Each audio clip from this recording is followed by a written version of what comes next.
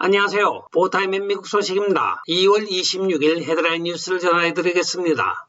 포타임에 랜싯 연구소 발표에 따르면 백신 접종을 받은 후 청소년들에게 희귀한 다발성 염증 증후군이 발견되고 있다고 보도를 하고 있습니다. 약 12살부터 20살 사이의 청소년들이 과염증 상태를 보고하며 신체 면역 체계가 과도하게 작동하고 발열과 여러 장기기관 관련 전신염증 상태를 나타낸다고 이야기를 하고 있습니다. 2020년 5월 14일부터 2021년 11월 30일까지 CDC의 MIS-C 국가감시 시스템에 보고된 소화기관 다발성 염증 증후군 사례가 5,973건으로 나타나고 있습니다.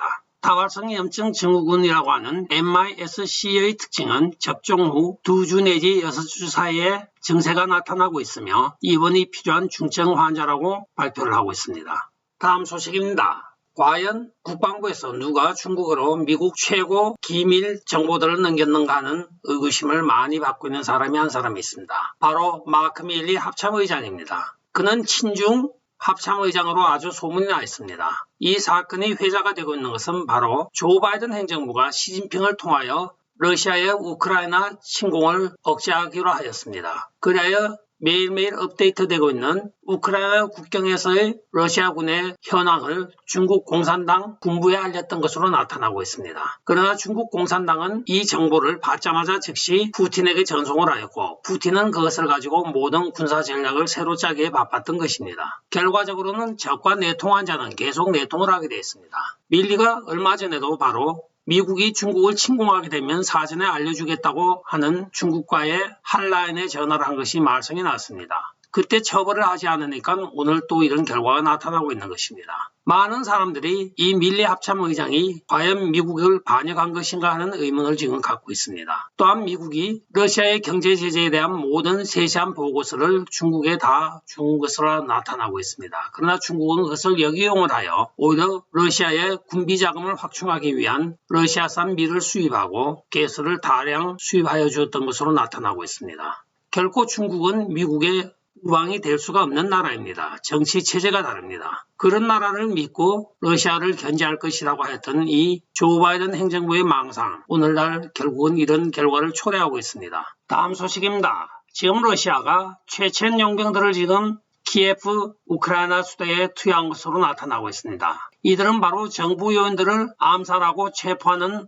작전을 수행하기 위한 참수부대입니다. 미국으로 치면 네이비실과 비슷합니다. 주로 이슬람 출신의 체첸인들로 구성된 이들은 적국의 요인 암살 또는 적국의 요인 납치 등을 주 임무로 훈련을 받고 있는 것으로 나타나고 있습니다. 이들이 지금 키예프에 방금 투입되었다고 러시아 쪽에서 지금 밝히고 있습니다. 곳곳에서 시민들과 러시아군이 교전을 하고 있으며 총성과 폭염이 진동을 하고 있다고 오늘 파원들이 보고를 하고 있으나 대부분의 서방 전문가들은 24시간 안에 키예프가 러시아 손에 떨어질 것으로 전망하고 있습니다. 다음 소식입니다. 미국 국방부가 지금 한심한 짓을 하고 있습니다. 우크라이나 국민들에게 지금 온라인을 통해서 어떻게 시가전을 펼치라는 온라인 게임을 지금 송출하고 있다고 합니다. 그 프로토콜에 따라서 시가전을 전개하게 되면 된다고 하고 있는데 실전을 오락게임으로 착각하고 있는 미국의 국방부의 현실이기도 합니다. 완전 당나라 군대가 점점 되어가고 있습니다. 졸장 밑에 용감한 부하가 있을 리가 없죠.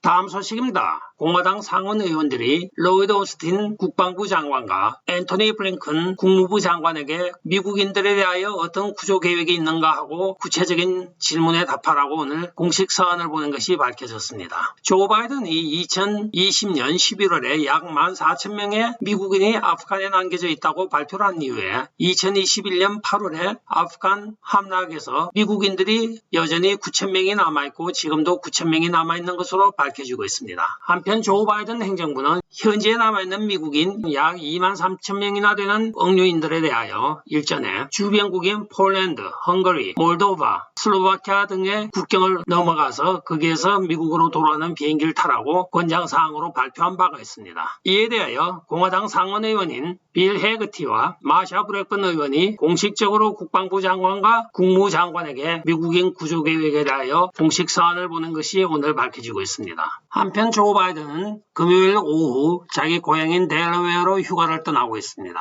동맹국이 지금 전쟁을 치르고 있는데 대통령이 한가하게 자기 고향으로 돌아가고 있습니다. 외국에서 어떤 교전이 발발하면 꼭 달러웨어로 피신을 하는 것이 습관화가 되어 있습니다. 우크라이나 수도인 키예프 현지에서는 지금 러시아 군들이 키예프 시내에 진입하였다고 전해지고 있으며 시가전이 벌어지고 있다고 합니다. 젤렌스키 우크라이나 대통령은 오늘 14,000정의 자동 소총을 일반인에게 지급하면서 국가를 수호하라고 하고, 미국에서는 젤렌스키 대통령에게 피신용 비행기를 제공하겠다고 하였지만은 젤렌스키는 자기가 죽어도 이 키예프를 떠나지 않을 것이라고 하며 국민들을 독려하고 있다고 합니다. 한편 나토에서는 나토군을 증가를 하고 있으나 우크라이나를 들어갈 명분이 없습니다. 우크라이나가 나토 가야맹국이 아니기 때문에 국경을 넘는 순간에 나토가 자주국가에 대한 침공으로 전락하게 되는 것입니다. 다음 소식입니다. 아담 킨징거가 지금 CNN과의 대담에서 나토는 즉시 우크라이나 영공에 대하여 비행금지 구역을 설정해야 한다고 이야기를 하고 있습니다. 참 이런 자가 일리노이주 하원 의원이라고 하는 것이 경이롭습니다. 우크라이나가 벌써 자국에 대한 영공 비행 금지를 며칠 전에 선언을 하였습니다. 그리고 우크라이나는 나토 동맹국이 아닌데 나토가 무슨 권한으로 남은 나라의 영공에 대하여 비행 금지 구역을 설정을 합니까? 이것을 대담하는 CNN이나 말을 하는 이 라이노나 둘 다 똑같습니다. 한심합니다.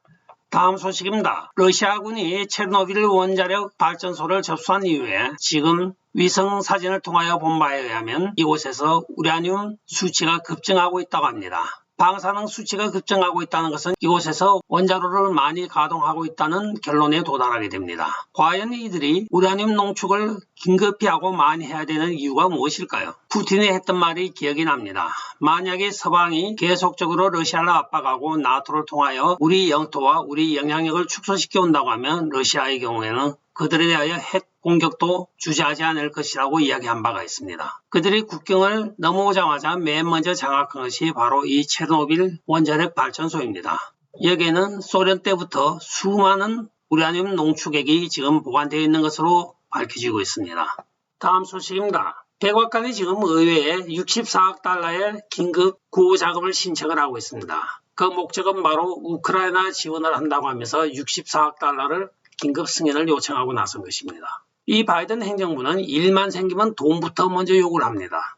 다음 소식입니다. 2021년 8월 25일 지방판사인 린다 파크가 도널드 트럼프 대통령 변호인단 9명에 대하여 17만 5,250불의 벌금과 12시간의 필수적인 법률 수강 이수를 판결하였습니다. 마감일인 금요일 2월 25일까지 9명의 변호사 중 리노드를 포함한 7명의 변호사가 변론 기준 6시간, 선거법 6시간 과정을 이수하였다고 법원에 보고를 하였습니다. 그러나 미시간주 스테파니 준틸라 변호사와 텍사스주 변호사로 등록이 되어 있는 시드니 파월은 아직 보고를 하지 않은 것으로 알려지고 있습니다. 한편 린다 파크 판사가 부과한 17만 5,250불의 벌금은 항소가 진행되고 있는 동안엔 납품 유예가 승인이 되었으나 법률 이수 조건인 12시간은 마감일인 2월 25일을 이틀 앞두고 변호인단의 항소가 끝날 때까지 유예를 신청하였으나 기각을 하고 25일까지 완료하라고 하였습니다. 이것은 바로 9명의 도널드 트럼프 대통령 측의 법률 전문가들이 미시간주 부정선거에 대해 이의를 제기한 것에 대하여 판사가 9명의 변호사를 향하여 같은 법조인이면서 모욕감을 주기 위한 것으로 알려지고 있습니다. 끝까지 시청해 주셔서 감사합니다. 좋아요, 구독, 알림 그리고 공유 부탁드리고 댓글 많이 부탁드립니다. 안녕히 계십시오. 바이.